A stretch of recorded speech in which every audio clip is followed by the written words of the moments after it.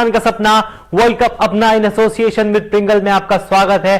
मैं हूं अखिल, मेरे साथ है अंकिता और मेरे चेहरे की स्माइल आपको बता रही होगी कि ये स्माइल फेक है। ये स्माइल फेक इसलिए है क्योंकि तनाव इतना ज्यादा है ना, समझ नहीं आ रहा है कि अभी कौन जीतेगा, ऑस्ट्रेलिया जीतेगा, न्यूजीलैंड जीतेगा। इतना जबरदस्त मुकाबला अंकिता, वर्ल्ड कप का रोमांच आ गया। बिल्कुल कमाल की, देखिए हर ओवर बल्लेबाजी गेंदबाजी, और यही होता है अखिल मैच का रोमांच। यही हम क्रिकेट पसंद करते हैं, जहां पर रोमांच ना हो वहां पर मजा नहीं आता। और कमाल की बल्लेबाजी न्यूजीलैंड की ओर से देखने को मिली, कमाल की बल्लेबाजी ऑस्ट्रेलिया की तरफ से देखने को मिली। 300 देखिए 384 का यहाँ पर 89 का जो है स्कोर था और कमाल की जीत हुई है ऑस्ट्रेलिया की। देखिए ऑस्ट्रेलिया और न्यूजीलैंड के बीच ये मुकाबला जो है वो चल रहा था धर्मशाला में, और यहाँ पर बड़ी जीत कह लीजिए, बड़ी जीत तो नहीं कहूंगी क्योंकि जिस तरीके से न्यूजीलैंड की टीम ने डिफेंड किया है ना, मतलब अगर आज रन चेज हो जाते ये और तस्वीर कुछ अलग होती तो वर्ल्ड कप के इतिहास में पहली बार ऐसा होता कि इतना बड़ा रन चेज कोई टीम कर पाती। लेकिन तात देनी होगी न्यूजीलैंड की भी, 389 रन का इनके पास टारगेट था। क्या कमाल की बल्लेबाजी की न्यूजीलैंड ने, 5 रन से आखिरी समय में, आखिरी ओवर में 5 रन से मिचेल स्टार्क ने अपनी ऑस्ट्रेलिया को मैच जिता दिया है। बड़ा ही कमाल का स्पेल मिचेल स्टार्क का भी मैं कहूंगा, तारीफ करनी पड़ेगी ऑस्ट्रेलिया की ग्राउंड फील्डिंग की। डेथ ओवर्स में जिस तरीके की उन्होंने बाउंड्री पर चौके अपनी टीम के लिए रोके हैं, सेव किए हैं, बड़ी काबिले तारीफ उनकी फील्डिंग रही। मैं रोकना चाहूंगी आपको क्योंकि वो जो छक्का लगा था ना, उसके बाद ये लग रहा था कि मैच जो है वो न्यूजीलैंड के पास चला जाएगा, लेकिन लास्ट के आपने कहा ना डेथ ओवर्स में जो चौका बचाया, 2 रन बचाए, निशम आउट हो गए तो शायद वहीं से उम्मीद जो थी वो कम हो गई, जहां पर 7 रन थे और 2 बॉल पे चाहिए थे। तो ये कारनामा हो सकता था, बहुत आराम से हो सकता था अगर मिचेल स्टार्क होते, जिमी निशम होते, क्योंकि वो रन आउट हुए। लेकिन आखिरी ओवर में चाहिए थे 6 गेंदों पे 18 रन। इस वर्ल्ड कप का अंकिता सबसे रोमांचक मुकाबला डेफिनेटली, क्योंकि मैं कहूंगी यहाँ पर भारत और न्यूजीलैंड का भी नहीं था, वो तो इसलिए भी था ना कि भैया 20 साल बाद अगर हम जीत मिल रही है तो वो थी। लेकिन आज का मुकाबला रोमांचक था, 2 बॉल 7 रन थे, फिर भी ये लग रहा था कि न्यूजीलैंड की टीम जीत सकती है। लेकिन यहाँ दाद देनी होगी ऑस्ट्रेलियाई टीम के, जो कि अपने 3 मैच हार के जो लगातार मैच जीती है और पॉइंट्स टेबल पे अपनी जो बढ़त बनाई है वो कमाल की। और यही होती है कंगारुओं की टीम। हम लगातार स्टार्टिंग में भी बोल रहे थे कि कुछ कमाल नहीं कर पा रही है, कुछ कमाल, लेकिन यहाँ पर ट्रेविस हेड की तारीफ करनी होगी। आज डेब्यू मैच खेला उन्होंने और मतलब 109 रन की पारी खेली है, कमाल की बल्लेबाजी की है। इंजरी लग ही नहीं रहा था कि इंजरी के बाद वापस आ रहे हैं। जी हाँ, पहले बल्लेबाजी की थी ऑस्ट्रेलिया ने, ऑल आउट हुई, पूरे 50 ओवर नहीं खेल पाए। अगर पूरे 50 ओवर खेलते तो आप मान के चलिए कि स्कोर बोर्ड पर 400 रन तो तय थे। लेकिन जैसा अंकिता ने भी कहा कि वर्ल्ड कप का अपना पहला मैच था हेड का, बिल्कुल नहीं लगा उनकी बल्लेबाजी देखकर कि ये खिलाड़ी इंजरी के साथ वापस लौटा है। 109 रनों की पारी 67 गेंदों में, और डेविड वार्नर, इनके तो क्या ही कहने, पिछले 2 मैचों में लगातार 2 शतक लगाए थे। आज भी कमाल की पारी खेली, शतक पूरा नहीं कर पाए, मलाल रहेगा, लेकिन 65 गेंद 81 रन और बिल्कुल देखिए लगभग 390 रनों का टारगेट था न्यूजीलैंड के सामने। लेकिन जिस तरीके से न्यूजीलैंड को स्टार्ट मिला, तारीफ करनी पड़ेगी अंकिता जिमी निशम की, एक फाइटिंग नॉक उनके बल्ले से निकला। लेकिन रचिन रविंद्र 23 साल का खिलाड़ी यार अंकिता, हर बार देखिए इनको अकेले, अगर मैं गलत ना हूं तो बॉलिंग ऑलराउंडर कह लीजिए, बॉलिंग ऑलराउंडर ही कह लीजिए ना, लेकिन बैटिंग से क्या कमाल कर रही हो। हर बार इन्होंने, चाहे वो पहला मुकाबला हो, चाहे वो हर एक मैच में इन्होंने अच्छी नॉक खेली, और आज भी इन्होंने दिल खुश किया है। 116 की पारी खेली, लेकिन लग नहीं रहा था कि अगर शायद यहाँ पर रचिन रविंद्र थोड़ी देर के लिए टिक जाते और वो 20 रन आ जाते। 41वें ओवर में रचिन रविंद्र आउट हुए थे, उसके बाद भी मैच फंसा हुआ था। लग नहीं रहा था कि न्यूजीलैंड इतने करीब मैच को लेकर जाएगा। इतनी अच्छी फाइट न्यूजीलैंड ने दिखाई, उसके लिए वाकई में उनको सैल्यूट है। लेकिन जिमी निशम, एक फाइटिंग नॉक उस खिलाड़ी के बल्ले से देखने को मिली है। हमेशा हम देखते हैं कि ट्रोल किया जाता है जिमी निशम को कि अच्छी फील्डिंग नहीं करते, अच्छी बॉलिंग नहीं करते। आज हुआ भी ऐसा ही, फील्डिंग उनकी ठीक ठाक रही, बॉलिंग बहुत ही खराब रही। 2 ओवर में 32 रन खर्च किए, 16 की इकॉनमी थी, 1 विकेट मिला। मतलब इनकी बॉलिंग पे पैट कमिंस ने छक्के लगाए अंकिता, इतनी खराब इनकी बॉलिंग थी। लेकिन वो सारी कसर पूरी कर दी बैटिंग से। 39 गेंदे 58 रन, टीम को मैच नहीं जिता पाए, वो दुख उनको जरूर पहुंचा होगा। लेकिन जो पारी इन्होंने खेली है वो न्यूजीलैंड को एक सेफ साइड भी पहुंचाती है, क्योंकि टीम अच्छा कर रही है वर्ल्ड कप में, और साथ ही जब उनका लोअर ऑर्डर भी अच्छा करने लगेगा तो एक कॉन्फिडेंस आता है कि यार हम धीरे धीरे जब सेमीफाइनल के लिए क्वालिफाई करेंगे, हमारे पास एक प्लस पॉइंट है कि हमारे फिनिशर्स भी हैं जो लय में हैं। बिल्कुल, और वो आखिर हम यही बात कर रहे थे लगातार हालांकि कहीं ना कहीं आज अगर हम बात करें दोनों टीमों की तो कमाल की गेंदबाजी बल्लेबाजी देखने को मिली। 390 का स्कोर जो था वो मेरे हिसाब से ऑस्ट्रेलियाई टीम को लग रहा था कि इतनी आसानी से नहीं जीत पाएंगे।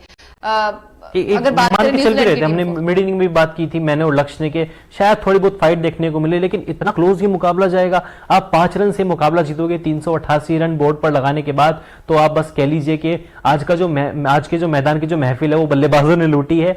गेंदबाज इस मैच को बिल्कुल भी याद नहीं करना चाहेंगे, लेकिन बल्लेबाज चाहे ऑस्ट्रेलिया के हो चाहे न्यूजीलैंड के हो, आज मजा आया क्रिकेट फैंस को। बिल्कुल, यहाँ पर वार्नर की कमाल की, हर बार तो वार्नर अपनी क्लास दिखाते हैं और आज भी 81 रन की जो पारी खेली है वो कमाल के। और बात करें ट्रेविस हेड की, जो कि भाई अपना पहला डेब्यू मैच उन्होंने वर्ल्ड कप का किया था, और क्या डेब्यू हुआ, ऐसा डेब्यू सबका होना चाहिए कि शतक निकले उनके बल्ले से। और नाखुश नहीं क्या अपनी अगर ओपनिंग की बात करें अखिल, तो उन्होंने टीम के लिए भी एक, हम कहते हैं ना कि प्लस पॉइंट है कि भाई हमारा जो ओपनर, क्योंकि वार्नर ही चलते थे, उसके अलावा अगर हम बात करें ओपनिंग साझेदारी उस तरीके से हुई नहीं थी। पिछला मुकाबला चलिए मिचेल मार्श जो थे वो वहां पर अच्छी बल्लेबाजी उनकी ओर से हुई थी, लेकिन आज मतलब यहाँ पर ट्रेविस आके तो तूफान मचा दिया उन्होंने और आगाह कर दिया है। अब सब ट्रेविस हेड आ गए हैं और बाकी टीम से अलावा उन्होंने स्टीव स्मिथ को भी आगाह कर दिया है, क्योंकि अब उनके प्लेइंग 11 में खेलने के चांसेस मुझे कम लग रहे हैं, क्योंकि स्टीव स्मिथ कहने को बहुत बड़ा नाम हो, लेकिन इस वर्ल्ड कप में वो खिलाड़ी स्ट्रगल कर रहा है। और जब ट्रेविस हेड आ चुके हैं और तूफान के साथ आए हैं, धमाकेदार उन्होंने शतक लगाया 59 गेंदों पर, ओवरऑल 109 रनों की उन्होंने पारी खेली, तो अब मिडिल ऑर्डर में ऑस्ट्रेलिया के लिए आने वाले समय में शायद हम स्टीव स्मिथ को ना भी देखें, शायद कैमरन ग्रीन को एक बैलेंस बनाने के लिए पैट कमिंस उनको लेकर आए। लेकिन अगर बात करें मैच की, तो आखिरी 6 गेंदों पर दरकार थी 19 रनों की। जिमी निशम बैटिंग कर रहे थे, 50 लगा चुके थे। दूसरे छोर पर थे ट्रेंट बोल्ट, जो कि अच्छा खासा बल्ला चला रहे थे, एक छक्का उन्होंने लगाया भी था। और गेंदबाजी पर थे एवरग्रीन मिचेल स्टार्क। पहली बॉल पे क्या हुआ, सिंगल आया, एक डायरेक्ट हिट लगी, अपील हुई कि रनआउट के लिए अपील की जाए ट्रेंट बोल्ट की, बच गए ट्रेंट बोल्ट। लेकिन दूसरी बॉल अंकिता वाइड भी हुई और चौका भी मिल गया।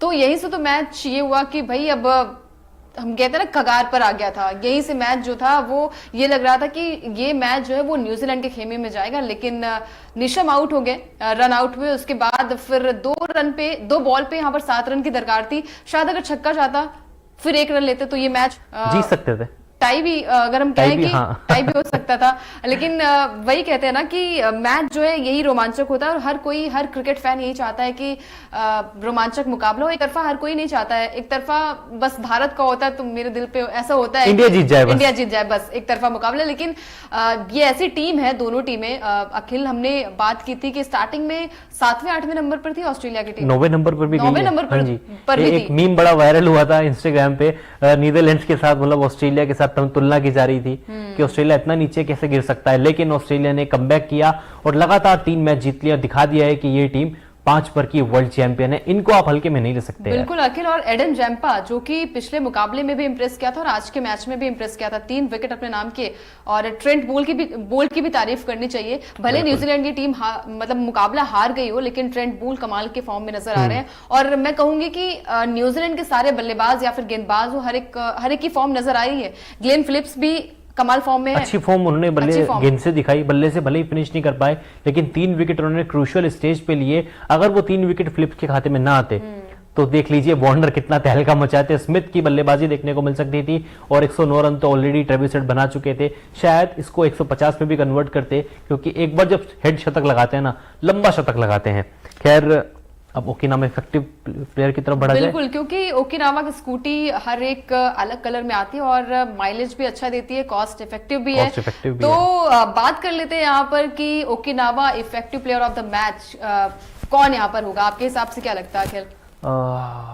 मुश्किल सवाल पूछा है आपने। ट्रेविस हेड मुझे लगता है लेकिन होंगे, है ना, ओकिनावा मुझे भी लगता है। पूरे मैच में इतने सारे प्लेयर्स के अच्छे परफॉर्मेंस आए हैं, सभी ने अच्छा प्रदर्शन किया, लेकिन वही है ना कि डेब्यू मैच और इंजरी के बाद वो आए और एक अच्छा खासा स्कोर उनके बैट से देखने को मिला। तो देखिए यहाँ पर ओकिनावा हर एक अलग अलग कलर में आते स्कूटी, और देखिए यहाँ पर Okinawa effective player of the match Glenn Phillips. ये तो दोनों ही गलत साबित हो गए, लेकिन ग्लेन फिलिप्स ने कमाल की यहाँ पर देखिए गेंदबाजी इनकी ओर से देखने को मिली है। और 10 ओवर 37 रन दिया उन्होंने और 3 विकेट हासिल किए। तो और तीनों बड़े विकेट, अपने डेविड वार्नर को आउट किया, उसके बाद ट्रेविस हेड को आउट किया, बोल्ड किया, उसके बाद फिर उन्होंने आउट किया स्टीवन स्मिथ को। यानी कि तीनों बड़े विकेट इनके खाते में आए और शुरुआती 3 विकेट भी कंगारुओं के यही थे। यहां से न्यूजीलैंड बहुत मुश्किल से कमबैक किया। मिडिल ओवर में न्यूजीलैंड ने बड़ी कमाल की कसी हुई गेंदबाजी की, उसमें श्रेय जाता है ग्लेन फिलिप को भी। बचकर निकल गए आसानी से, जहां पर अन्य गेंदबाजों की ना जमकर पिटाई हुई, कुटाई हुई।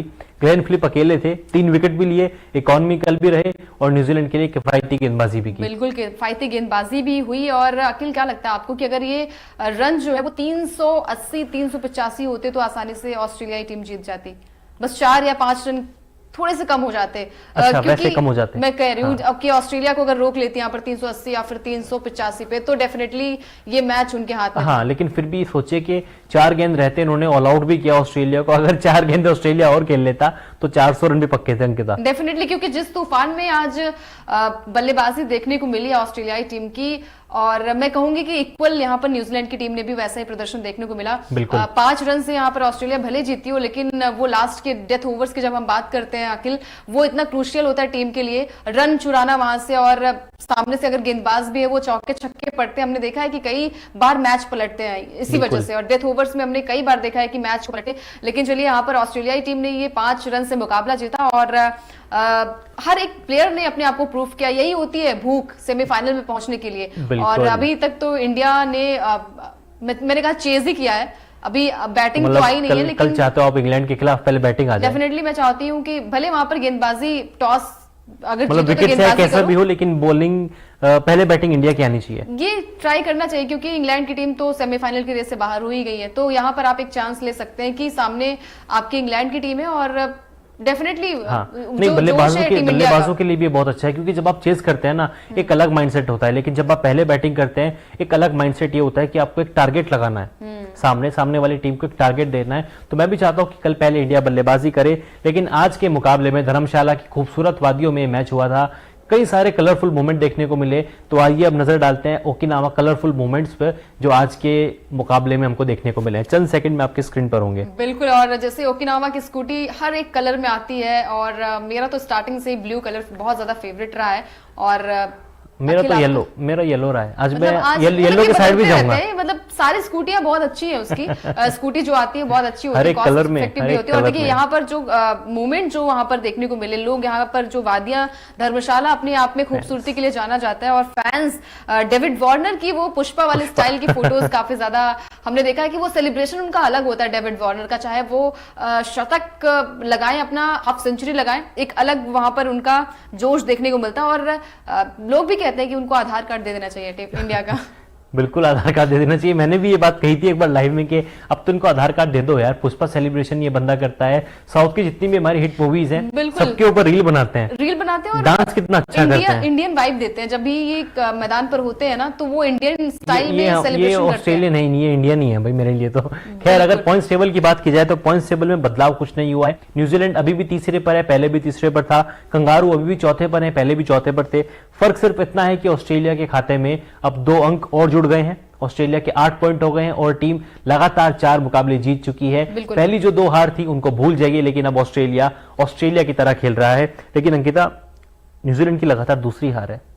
देखिए, न्यूजीलैंड की लगातार दूसरी हार है, और अगर यहीं से सारे मुकाबले अगर हारते हो तो फिर सेमीफाइनल की राह मुश्किल हो जाएगी। मुकाबले भी कड़े होने वाले हैं। साउथ अफ्रीका से इनका अगला मुकाबला है, बिल्कुल साउथ अफ्रीका, पाकिस्तान, फिर श्रीलंका। बिल्कुल वही टीम, भले वो नीदरलैंड के खिलाफ हारी थी मुकाबला, लेकिन उसके बाद जो कमबैक किया, कल का मैच देख लीजिए, कल का मैच देख लीजिए पाकिस्तान के खिलाफ, वो जबड़े से जो जीत छीनी है उन्होंने, तो वो दमखम दिखाती है ऐसी टीम। और यहाँ पर दूसरी हार, जैसे अखिल ने कहा कि यहाँ पर दूसरी हार है न्यूजीलैंड की, और ये हार चुभती है जब आप 5 रन से मुकाबला हारते हो और सामने ये लगता है कि यार ये स्कोर तो अगर एक छक्का लगा देता तो ये शायद मुकाबला हमारे नाम में होता। लेकिन तारीफ करनी होगी न्यूजीलैंड की टीम की भी और ऑस्ट्रेलियाई टीम की भी। न्यूजीलैंड ने बहुत ही अच्छा क्रिकेट खेला। अगर वो थोड़ा और पहले ऑल आउट होते, क्योंकि मुझे लग रहा था कि शायद फाइट मिलेगी, लेकिन इतने क्लोज ये मुकाबला नहीं जाएगा। और उसका फर्क भी आप देख लीजिए, न्यूजीलैंड के रन रेट पर बिल्कुल कोई फर्क नहीं पड़ा है, क्योंकि काफी क्लोज मुकाबला गया। आखिरी ओवर, आखिरी गेंद तक ये मुकाबला गया। न्यूजीलैंड ने बहुत जबरदस्त फाइट की है। अगर जीतते तो इस इतिहास रच जाता, उनका भी ये हाईएस्ट चेज होता और वर्ल्ड कप की हिस्ट्री का भी ये सबसे बड़ा चेज देखने को मिलता। डेफिनेटली। और अखिल, जैसे प्रिंगल अपनों का ख्याल रखता है, हर पल ख्याल रखता है, उस तरीके से एक ऐसे खिलाड़ी ने अपनी टीम का ख्याल रखा है जो कि लगता है कि सदियों तक याद किया जाएगा। क्या लगता है आपको कि कौन ऐसा बल्लेबाज या फिर गेंदबाज हो सकता है? मेरे हिसाब से अब तो मेरा जो नाम है वो सटीक होगा, ट्रेविस हेड। चलिए मैं भी ट्रेविस हेड के साथ ही जाता हूँ इस बार। तो मुझे भी लग रहा है कि ये प्रेडिक्शन हमारी गलत नहीं हो सकती ये गलत नहीं हो सकती है, क्योंकि ये तो मुझे लगता है कि आते ही उन्होंने तूफान मचाया तो ये दिमाग में फिट बैठ गया कि ट्रेविस हेड एक ऐसे बल्लेबाज जिन्होंने टीम में डेब्यू करते हुए देखिए 109 रन की पारी खेली है 67 बॉल पे, और क्या कमाल की इनिंग खेली उन्होंने और यादगार बना दिया अपने डेब्यू मैच में। फास्टेस्ट की बात करें अखिल, तो 5वें ऐसे बल्लेबाज बन गए वर्ल्ड कप के इतिहास में। वर्ल्ड कप के इतिहास में ऑस्ट्रेलिया के 5वें ऐसे खिलाड़ी हैं जिन्होंने वर्ल्ड कप पर अपना डेब्यू वर्ल्ड कप पे अपना शतक लगाया। उससे पहले ट्रेवर चैपल थे, उन्होंने 1983 में कारनामा किया था। फिर जियोफ मार्श, मिचेल मार्श और शॉन मार्श के पिताजी 1987 में इन्होंने रिकॉर्ड बनाया। फिर मेरे फेवरेट एंड्रयू साइमंड्स 2003 में, और फिर डिफेंडिंग मतलब